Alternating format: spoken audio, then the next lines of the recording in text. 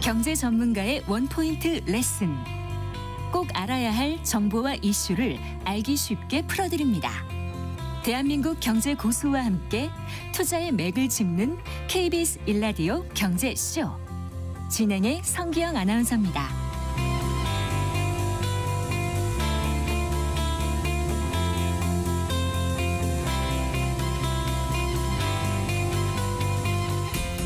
네, 4시 19분입니다. 올해 들어서 국내 주식시장에서 가장 급등한 섹터 중에 하나 하면은 아마 방산주일 겁니다. 하지만 최근에 그 한화 에어로스페이스 그리고 그러니까 하나 에어로스페이스의 유상증자 이슈가 있었고요. 또 다음 주부터 이 공매도가 재개될 예정이어서 이게 좀 악재가 되지 않을까 우려하고 있습니다. 여기에다가 또 뭐 EU가 앞으로 방위비를 증액한다 하더라도 생각보다 수혜가 적을 수 있다 이런 분석도 나오고 있던데요. 다양한 논란과 함께 급등한 방산주 앞으로 뭐 단계 조정에 들어갈지 전망 좀 해보고요. 투자 전략도 살펴보겠습니다. 다올투자증권의 최광식 기업 분석팀장 스튜디오에 모셨습니다. 네, 반갑습니다. 네, 안녕하세요. 안녕하세요. 예, 오늘은 물론 이제 방산주까지 다 좀 좋진 않았죠. 네. 하지만 올해 들어서는 국내 증시가 꽤 좋은 흐름이었고 그중에서도 방산주는 아주 좋았다고 해도 과언이 아닐 텐데 자, 뭐 수익률이 뭐 두 자리대를 넘어서서 세 자리대 수익률도 있었었죠. 네. 네. 그 한 개 분기 3개월 만에 네. 연초 대비 뭐 고점으로는 100%들 다 이상 올랐고요. 예. 네. 여기서 조금 조정을 받는 중이고 네. 하나 에어로스페이스는 지금 뭐 연초 대비 100% 오른 상황입니다. 네, 네. 그래요. 네. 하나 에어로스페이스가 100% 넘었고 현대 로템 같은 경우도 100% 넘었었어요. 아, 예. 그리고 거의 대부분 방산회사가 100% 네. 올랐었습니다. 그럼 대표적인 방산 업체가 또 뭐 있죠? 제일 덩치 시가총액이 크고 네. 가장 매출 규모가 큰 게 하나 에어로스페이스고요. 그다음에 현대 로템, 네. 하나 시스템, 네. 한국항공우주, 카이. LIG 넥스원. 네. 그렇군요. 한국항공우주가 카이. 카이. 네. 그래서 5개 대기업 방산회사들이 있다고 보시면 됩니다. 대부분 다 한 7-80% 이상 한국항공우주 카이라든가 LIG 넥스원은 작년에 많이 올랐네. 올해는 별로 많이 오른 것 같지는 않네요. 올해도 연초 대비로는 많이 네. 올랐습니다. 그런 계속해서 건가요? 올랐습니다. 예. 보통 같이 함께 오르거든요. 네, 네. 자, 이렇게 방산주들이 오를 수 있었던 배경을 좀 살펴볼까요? 팀장님? 이거는 이미 2022년에 네. 폴란드에서 대규모 수주를 하면서 시작된 거예요. 폴란드에서. 네. 네. 거의 뭐 국가의 모든 무기 체계를 한국에다 다 발주를 해버린 거거든요. 이게 분할 계약을 할 거기 때문에 아직 공식 계약이 다 된 건 아니지만 K2 탱크를 1000대를 사겠답니다. 네. K9 제주포를 500개 이상 가져가고요. 네. 그리고 뭐 FA50 전투기도 48대, 예. 천무라고 하는 다련장 로켓 시스템도 300개. 예. 그래서 엄청나게 구매를 했는데 그 함의가 중요한 거죠. 네. 예. 첫 번째는 대규모 무기 체계가 필요하다. 러우 전쟁 때문에 네. 우리가 준비를 해야 되겠다는 부분. 근데 왜 서유럽에서 조달하지 않고 한국까지 와서 주문을 하느냐. 네. 서유럽은 지금 그걸 대응할 수 있는 생산 공장이 제대로 안 돌아가고 있고요. 무기가 비싸기도 하고요. 네. 그래서 이 폴란드 사건 전후로도 해외에서 수주가 많았었어요. 네. 많이 늘어나기 시작했고 네. 그리고 우리가 주문받은 것들을 뭐 1년, 2년 안에 내보내는 게 아니잖아요. 그렇죠. 그래서 네. 장고에서 언제 만들지 스케줄이 쫙 정해져 있는데 모든 방산회사들이 조금씩 차이는 있지만 2026년, 7년, 8년까지 네. 다. 실적이 성장할 겁니다. 네. 그래서 계속 좋을 거고요. 예. 지금 말씀하신 유럽의 정책 변화 때문에 비슷한 수주들이 계속 동유럽, 중동 등등에서 기대가 되고 있는 상황인 거죠. 네. 한마디로 네. 전망이 아주 좋긴 합니다. 그런데 왜 폴란드에서는 이렇게 대규모 수주에 나서야 하는 거죠? 러우 전쟁이 터졌습니다. 네. 뭐 누가 잘못했든 쳐들어왔는데 우크라이나가 미국이 도와주지 않았다면은 그대로 전쟁에서 질 수밖에 없는 상황인 거죠. 네, 물론 전쟁이 되게 장기화되고 있긴 하지만 폴란드는 그 다음에 이제 러시아랑 접경해 있는 국가거든요. 네. 2차 세계대전 때 침공을 당한 적도 있고요. 그래서 이거를 미리 준비해야 되겠다. 그래서 오래된 무기 체계들을 군을 현대화하는 프로젝트를 조금 빨리 실행했다라고 네. 보시면 돼요. 네. 군의 현대화. 예.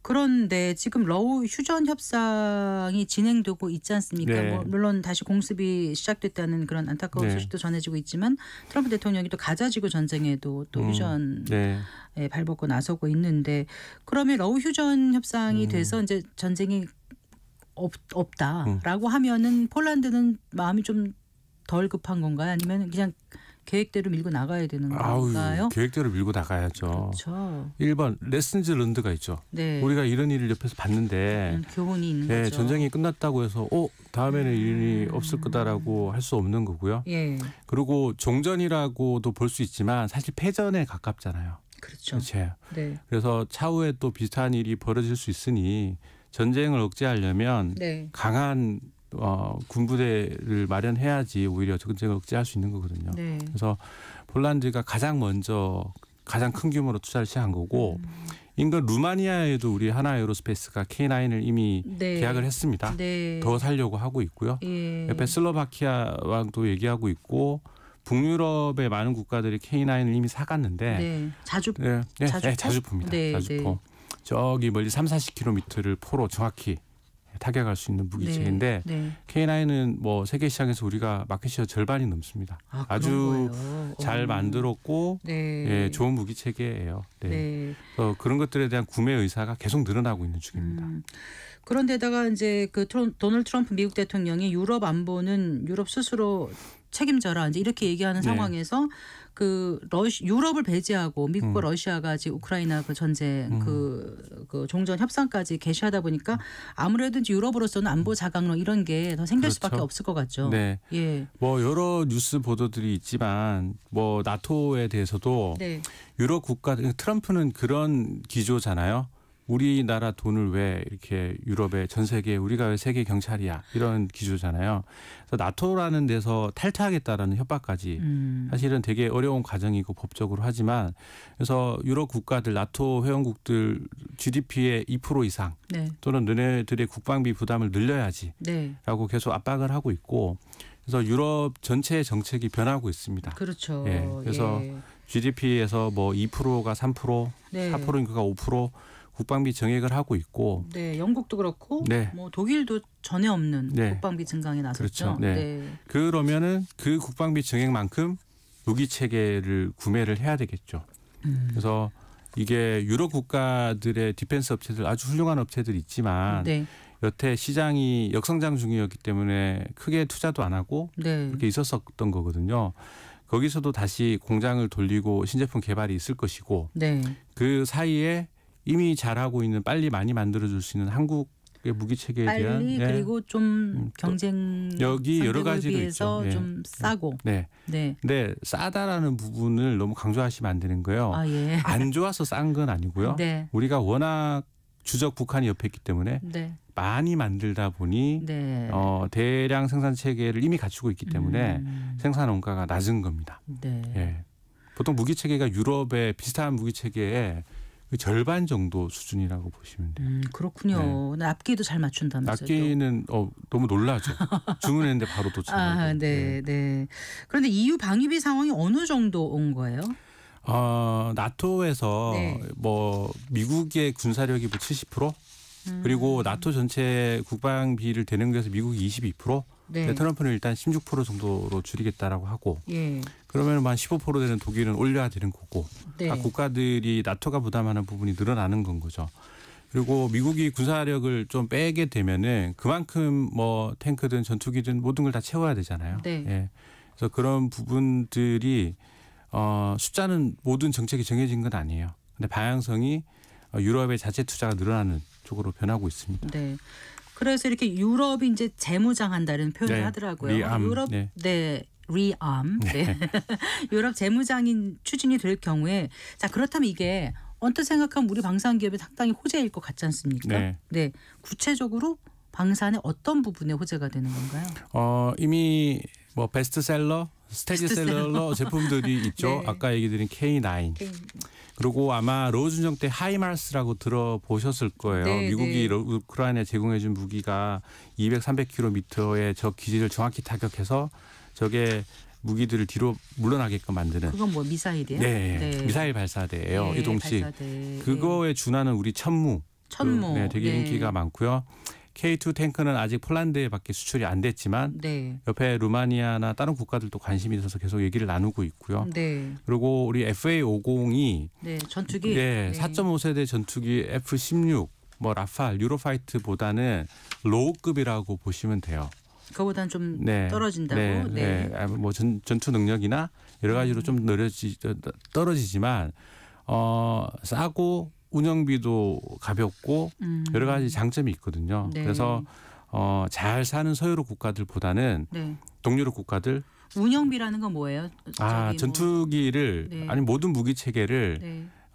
운영을 하려면 구매 비용이 있고요. 네. 그걸 수리 계속 우리도 자동차도 계속 AS 받고 네네. 부품들 갈잖아요. 그런 비용들도 상당히 많이 그 들어갑니다. 비용도 우리나라는 상대적으로 좀 저렴하죠. 당연하죠. 네, 그렇군요. 네. 그런데 그 일각에서는 방위비가 증액되더라도 유럽 현지 방산업체들이 우선순위가 되기 때문에 그런 어떤 큰 수혜가 우리 방산업체까지 오지 않을 것이다라는 지적도 있던데 그건 어떻게 보십니까? 일부 맞는 얘기인데 네. 그게는 시장이 커지잖아요. 그거를 다 우리 K방산으로 다 넣을 거다라는 얘기는 절대 아니죠. 그들의 영내에서 해결하려고 하고 우리가 50% 60% 영내에서 무조건 구매하게끔 하자라는 얘기들도 계속 나오고 있죠. 근데 저는 우리 무기 체계가 프랑스도 독일도 영국도 쓰면 좋겠지만 그건 대단히 어려운 일이라고 생각해요. 대신 우리가 바라보는 시장은 동유럽, 북유럽 조금은 디펜스 산업을 가지고 있지 않은 국가들의 또 구매력이 좀 떨어지는 국가들을 먼저 공략하는 거고요. 두 번째는 우리 무기 체계를 한국에서 만들어서 바로 수출하는 거로 해왔지만 현지에 공장이 있으면 좋습니다. 아까 얘기 드렸듯 무기를 사서 계속 유지 보수를 해야 되잖아요. 그래서 부품 창고 역할도 하고 정비소 역할도 하는 그런 부분들을 폴란드하고는 지금 현지 생산 공장들을 얘기하고 있어요. K2도 루마니아하고도 K9도 그래서 이런 부분들이 동유럽의 전진 기지로 들어가게 되면은 마치 우리나라 무기 같은 느낌도 들 수 있죠. 우리 옛날에 제공호 아실 것 같은데요. 모르겠는데요. F5를 미국 무기이고 우리는 그냥 가지고 왔는데 우리가 조립 생산했다고 대한민국 전투기라고 저는 국민학교 때 배웠거든요. 저하고 비슷할 때시군요. 국민학교라고 하시는 거 보니까. 그런 건 거죠. 모든 부품은 한국에서 갖고 한국에 설계한 무기 체계지만 현재 생산 공장에서 조립을 하게 되고 인근 국가에 팔고 인근 국가에 AS를 해주게 되면은 거기에도 부가가치가 떨어지는 거고요. 그리고 상당 부분 이거는 우리가 참여하고 있는 무기 체계야라고 캠페인도 같이 하게 되는 건 거죠. 그래요. 어쨌든 우리가 아까 방산업체가 가질 수 있는 경쟁력이 몇 가지 있다고 하셨는데 그중에서 좀 특별히 뛰어난 기술력은 어떤 거예요? 기술력은 우리가 국방 산업이 발전을 시작한 게 1970년부터입니다. 국방과학연구소가 창설이 되고 여러 우리가 수입해 오던 무기 체계들 국산화 사업들을 꾸준히 진행했어요. 너무너무 어려운 길이었던 게 조선 자동차, 철강, 정유화학처럼 기술을 배울 수 있고 기술을 로얄티를 주고 빌려 쓸 수 있는 그런 부분들이 일반 산업에서는 되게 쉬운 건데 디펜스는 엄청 민감한 그 무기 체계들이기 때문에 기술 이전이 되게 제한적이었습니다. 그래서 되게 노력해서 되게 오랜 시간에서 해외 무기 체계들을 국산으로 바꿔가면서 어느 임계치를 돌파하면서부터 상당히 매력적인 무기들이 우리가 운영하고 해외에 팔리고 그러기 시작한 겁니다. 막. 그래서 우리가 해외의 품질의 벤치마크잖아요. 똑같이 만들어야지 또는 더 좋게 만들어야지라는 부분들을 달성하면서 좋은 무기들을 가지게 된 거예요. 품질. 두 번째는 아까 얘기 드린 생산 능력, 대규모 대응. 세 번째는 대규모로 만들다 보니까 가격도 싼 거죠. 경쟁력이 생길 수밖에 없다. 그래서 이제 많은 분들이 이미 방산주에 주목하고 투자해서 성과를 누리신 분들도 있으실 테고 뒤늦게 이제 방산주 투자를 하는 것이 어떤가라고 생각하시는 분도 계실 텐데 이런 가운데 지난 21일이었나요? 그 하나 에어로스페이스가 이게 어마어마한 유상증자 규모를 발표를 했지 않습니까? 3조가 넘었어요. 이게 아마 거의 최대 규모 아닌가 싶긴 한데. 최대 규모라고 하더라고요. 그래서 유상증자를 한 이유도 그렇고 투자자들의 실망과 또 분노도 꽤 컸거든요. 어떻게 지켜보셨습니까? 유상증자라는 건 사실은 자기가 어디 투자하고 싶을 때 자기 재원이 있으면 그걸로 하는 게 최고죠. 그리고 또는 은행에서 차입을 해서 할 수도 있고 더구나 하나에어로스페이스는 수출 물량들 때문에 이익을 많이 내고 있어요. 그러니까요. 예, 네. 그래서 충분히 내부 체력으로 했었으면 가장 좋았겠죠. 근데 이제 유상증자라는 게 어떤 성격이냐면 나도 참여하는데 네. 우리 회사 주주들은 미래 성장을 위한 투자에 같이 참여를 하시겠습니까? 돈을 더 내고 그런 성격이라고 보시면 돼요. 근데 이제 개인 투자자분들이나 일반 투자자분들한테는 당장의 주식 수가 늘어나니까 네, 주당 가치가 좀 떨어질 주당 수 가치가 있다는- 떨어지는 부분들을 하루에 다 반영을 했죠. 네, 그 이후에는 어떻게 됐습니까? 그 다음 날은 오르고요. 네. 그 다음 날은 좀 빠지고 뭐 네. 왔다리 갔다리 하고 있습니다. 네, 지금 그래서 한화 에어로스페이스가 현재는 63만 원. 네. 네. 오늘 종가가 그렇게 됐는데요. 네. 어떻습니까? 그 K 방산이 올해 이제 기대감이 말씀을 들어보면 다 반영이 되지 않았다는 생각은 저는 하는데 네. 반영이 된 건지 음. 아니면 또 짧은 기간 너무 많이 오르니까 앞으로 추가 어떤 상승 모멘텀 없이 또 이제 공매도 재개되고 이러면서 좀 지지부진할지 단기 조정이 생각보다 클지 잘 모르겠거든요. 네. 어떻게 판단하시는지요? 그러니까 저희가 그걸 알면은 저는 그 투자를 하겠죠. 그래서 저는 우리 예상이거든요. 원래 투자는 네. 못 하시게 돼 있지 않습니까? 네, 네. 외부에 나가 사겠죠. 한 발 네. 빼고 얘기를 드리지만 그렇게 말씀하시면 애널리스트는 적정 주가를 제시를 합니다. 그러니까. 근데 네. 그 적정 주가와 다른 의견을 내면 안 되거든요. 근데 저는 네. 올해 100% 70% 올랐다고 얘기 드렸잖아요. 네. 네, 적정 주가에 다 맞습니다. 제 기준으로는. 그런데 적정 주가라는 게 올해, 내년, 내후년 미래 실적을 바탕으로 뭐 PR이 20배여야 돼 네. 여러 가지 논리가 있거든요. 예. 그런 부분에 대해서 조정을 할 수도 있는 여러 가지가 열려 있긴 해요. 네. 제가 보는 것보다 실적이 더 잘 나오면 미래 실적이 올라가서 적정 가치가 올라가는 거고, 또는 유럽에서 정말 조인트 벤처를 만들고 수주가 막 터지면은 유럽 방산업체는 지금 30배거든요. 그럼 우리는 몇 배예요? 20배 뭐 안팎 정도고요. 우리는 카이는 한 30배 되지 않아요? 한국 항공우주? 저는 포워드 3년에서 앞으로 예, 3년에서. 하는 거고 카이는 네. 30입니다. 네. 잘 알고 계시는 왜. 네. 그래서 회사별로 이유에 따라서 멀티플을 조정할 수도 있는 거고요. 분명한 건 단기에 너무 많이 올라서 이미 조금 조정받고 있잖아요. 예. 그래서 뭐 공매도도 다가오고 있고 단기는 되게 불확실성과 변동성이 큰데 지금 벌어지고 있는 일들, 유럽의 군비 투자 증가, 네. 뭐 중동, 남미 이야기도 있고 여러 가지들 때문에 전망이 너무 좋긴 해요. 그래서 여기서 우리가 얼마나 뭘 받아오느냐, 또 공장이 더 열심히 돌아가다 보면 생각보다 이익이 더 날 수도 있죠. 이런 부분들을 확인해 가면서 네. 계속 그 방위 산업의 적정 가치는 올라갈 가능성은 꽤 길게는 높다라고 생각하고 있습니다. 공매도가 재개되면 밸류에이션 부담이 좀 높다라고 생각되는 방산주 같은 경우는 네. 좀 변동성이 커질 수 있다라고. 네, 공매도에 대해서 일반 투자자분들이 좀 오해하시는 게 있는데요. 어떻게요? 지금 매도가 있을 때 막 밑으로 팔 수는 없어요. 네. 위에다가 걸어두는 거고 못 올라가게 막아주는 역할을 하는 거고요. 네. 그만큼 주가가 너무 변동성이 심한 걸 좀 막아주는 그런 순효과도 있습니다. 그리고 공매도를 잘못하게 되면 오히려 더 투자하시는 분들은 훨씬 더 어려워요.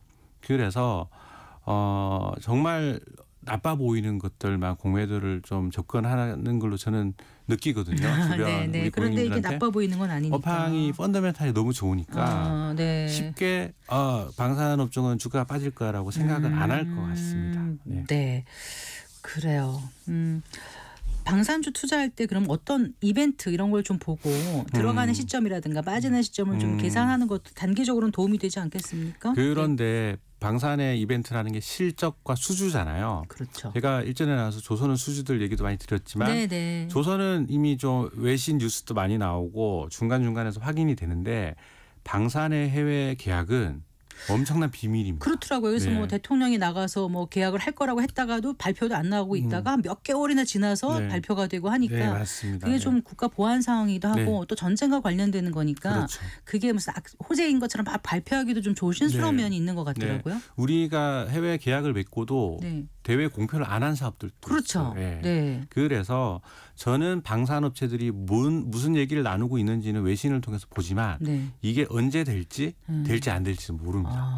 그런데 이런 것들이 너무 많아서 예. 상당 부분은 되겠지라고 이제 기대를 하면서 바라보고 있고요. 네. 예, 그리고 그래서 수주 모멘텀 이런 것들보다는 짧게 모멘텀보다는 네. 길게 정말 할 일이 많구나. 그리고 1년에 4번 나오는 실적 시즌에 네. 계속 실적이 전년 동기 대비 올라가는 것들을 확인하면서 접근할 수는 있겠죠. 특정 종목으로 투자하지 않고 다른 방법은 없을까요? 우리 ETF들이 많이 나와 있습니다. 네. 예, 그래서 방산 관련 집중 투자하는 ETF들이 여러 회사들에 나와 있으니까 네. 그렇게 투자하는 것도 방법입니다. 알겠습니다. 잘 들었습니다. 네. 고맙습니다. 감사합니다. 다올투자증권의 최광식 기업투자팀장과 기업 분석팀장과 함께했습니다.